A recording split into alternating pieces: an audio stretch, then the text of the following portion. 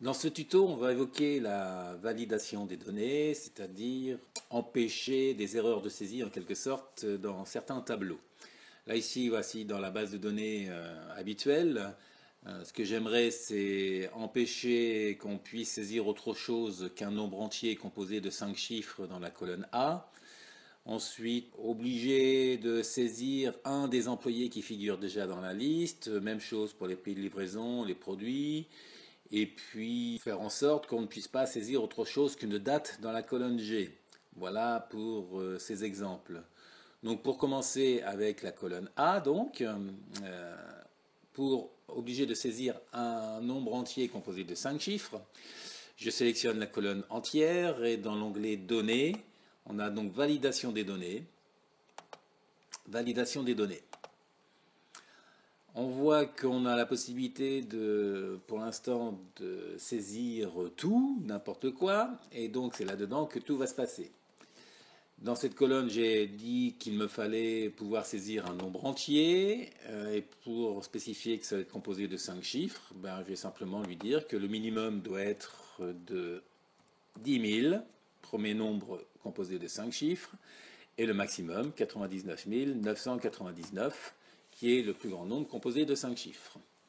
On voit qu'on a la possibilité de mettre un message de saisie et une alerte d'erreur. C'est l'erreur qui s'affichera en cas de mauvaise manipulation. Erreur de saisie, vous devez saisir un nombre composé de 5 chiffres, etc.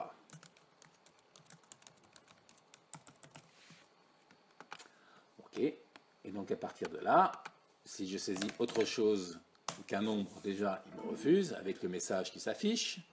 Je fais réessayer et cette fois-ci je vais essayer donc un nombre 1, 2, 3, 4, donc il manque un chiffre. Voilà, donc réessayer et puis là je vais faire 1, 2, 3, 4, 5 et cette fois-ci il accepte. Donc voilà pour le nombre entier. Concernant les dates de commande, donc je sélectionne la colonne G des dates de commande, validation des données, validation, autoriser la saisie d'une date. Et si on souhaite que la date soit de n'importe quelle facture, n'importe quelle date, on va simplement lui mettre donc supérieur ou égal à la première date qu'Excel connaît, c'est-à-dire le 1er janvier 1900. Même chose, possibilité de mettre un message de saisie et une alerte d'erreur. Et à partir de là, ça empêche les utilisateurs de faire n'importe quoi. Par exemple, le 23 février 2012, ce n'est pas une date. Excel ne reconnaît pas en tant que tel parce qu'il manquait l'accent sur le février, donc c'est pas possible. Voilà. Ensuite, concernant les listes à l'intérieur des différentes colonnes, employés, pays de livraison et produits, c'est un petit peu plus compliqué parce on va commencer par préparer ces listes. J'ai prévu un onglet pour positionner ces listes. Pour l'instant, elles ne sont pas créées, donc on va d'abord les créer.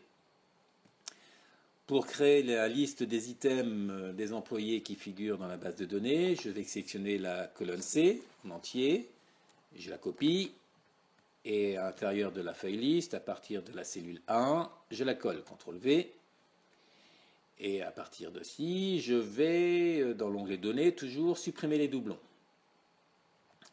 Voilà. Il ne me reste donc que la liste des employés, qui figure déjà dans la base de données.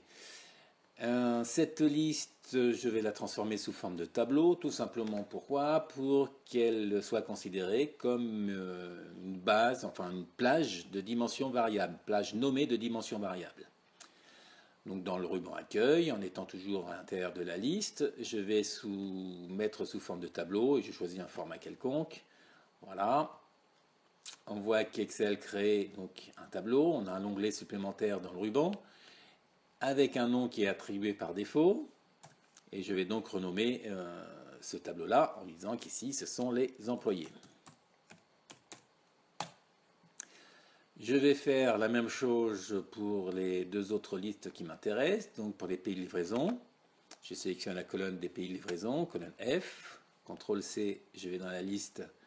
Je vais laisser une colonne vide entre les deux listes pour éviter qu'Excel considère qu'il s'agit du même tableau. Je colle et dans l'onglet données, je vais supprimer les doublons. Voilà.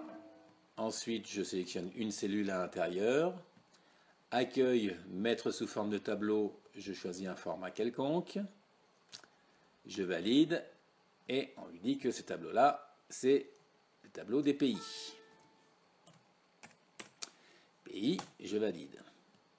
Je vais faire la même chose pour les produits. CTRL-C. Liste, je laisse une colonne vide entre les pays et les produits. CTRL-V. Je sélectionne une cellule. Données, supprimer les doublons.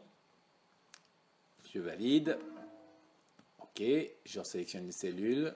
Et dans l'onglet Accueil, je mets sous forme de tableau.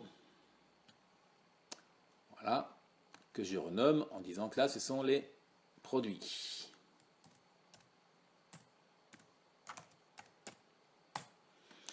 On a donc nos trois listes qui seront maintenant de dimension variable, puisque s'agissant d'un tableau, le fait de rajouter un nom quelconque à l'intérieur, le nom est automatiquement intégré au tableau. Voilà l'intérêt de les déclarer sous forme de tableau. À partir de là, dans l'onglet Export, sur la colonne Employé, je vais lui dire qu'on n'a pas le droit de saisir autre chose qu'un des employés de la liste. Et donc, validation de données, dans l'onglet Données, validation des données, choisir à partir d'une liste.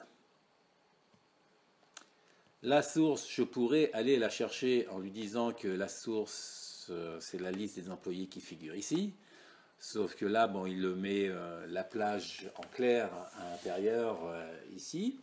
Ce qui fait que cette plage-là ne serait plus considérée comme une dimension variable. C'est-à-dire que le fait de rajouter un nouvel item en dessous des employés, il ne figurerait pas dans la liste de validation.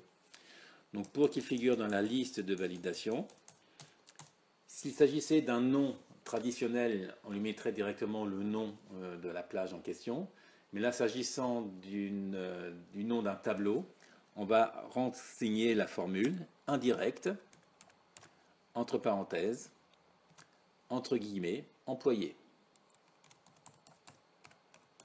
Je ferme les guillemets, je ferme la parenthèse. Possibilité de mettre le message de saisie, alerte d'erreur. Et en validant cela, on voit que non seulement j'ai la validation des données, c'est-à-dire que je ne peux pas saisir autre chose que ce qui est prévu dans la liste, mais en plus, j'ai une liste déroulante qui apparaît, ce qui me permet de sélectionner directement l'employé, un des employés de la liste. Voilà, il ne me reste plus qu'à faire la même chose pour les pays de livraison. En sélectionnant la colonne F, validation des données,